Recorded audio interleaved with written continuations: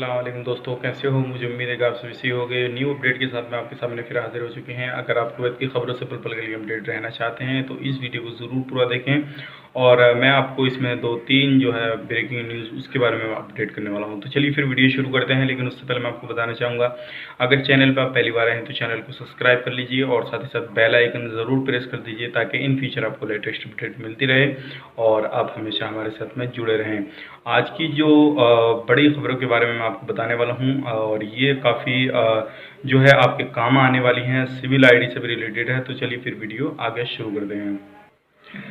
सबसे पहले हम बात कर लेते हैं जो बैंकिंग सेक्टर हैं उनमें जो रमज़ान के महीने में टाइमिंग जो है चेंज कर दी गई है। जैसे कि अभी आपको पता है, जो टाइमिंग है उन्होंने पैसा अपने घर पे अपने देश को भेजने के लिए जो सुबह 9:30 बजे से और शाम 1:30 तक आपकी टाइमिंग रखी गई है, जिसमें कि 9:30 से 1 बजे तक आपका टाइमिंग रहेगा। उस दौरान आप अपने देश अपने वतन पैसा भेज सकते हैं। ये सभी बैंकों का है, रमज़ान के महीने में टाइम चेंज किया है। और अगली अपडेट ये है, कुवैत शहर में जो है एक गाड़ी वाले ने मिस्री बंदे को जो है टक्कर मार दी, जिसमें उसकी मौत हो गई है। और मौत होने के बाद में जो गाड़ी चला रहा था बंदा वो फरार हो गया। अब उसकी जो है समय पूछताछ चल रही है, छापेमारी चल रही है। जैसे वो गिरफ्तार होता है उसके खिलाफ कार्रवाई होगी। अभी जो आगे की अपडेट है इंशाल्लाह जैसे आएगी तो हम आपको बताएंगे।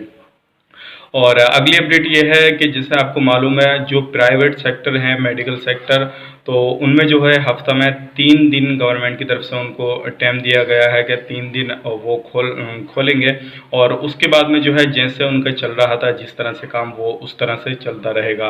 अब बात करते हैं लास्ट में जो अपडेट है वो सिविल आईडी के रिलेटेड है। अगर आपके पास में सिविल आईडी है तो उसके बड़ी अपडेट है ये। गवर्नमेंट ने एक ऐप लॉन्च किया है जिसका PACI ने, जिसमें आप अपनी आईडी जो है सेव करके रख सकते हैं। और वो जो आईडी है आप अपने मोबाइल ऐप में जैसे अपलोड कर लेंगे तो वो आपकी जो है किसी भी काम में आपके मोबाइल को दिखाने से या आपके मोबाइल में वो आईडी हो जाएगी, तो उसी से पूरा काम आपका होता रहेगा।